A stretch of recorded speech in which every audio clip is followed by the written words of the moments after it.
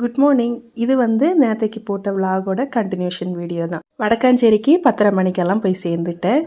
அதுக்கப்புறமா தம்பி அங்கேருந்து பிக்கப் பண்ணிவிட்டு வீட்டுக்கு போயிட்டான்.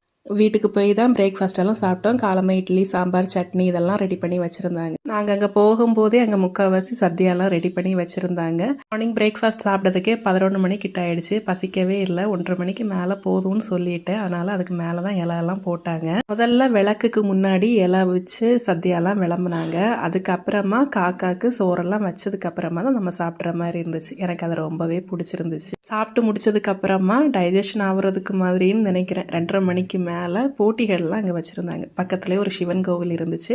அங்கே வயசு வித்தியாசம் பார்க்காம யாருக்கு வேணும் கலந்துக்கலாம். ஸோ நானும் லெமன் அண்ட் ஸ்பூன், அப்புறம் மியூசிக்கல் சேர், பலூன் ஊதி உடைக்கிற போட்டிகள்லாம் சேர்ந்துக்கிட்டோம். ஸ்கூலில் எப்போமோ நான் கலந்துக்கிட்ட காம்படிஷன் இதெல்லாமே இதில் இப்போ கலந்துக்கிட்டதெல்லாம் எனக்கு ரொம்பவே சந்தோஷமாக இருந்துச்சு.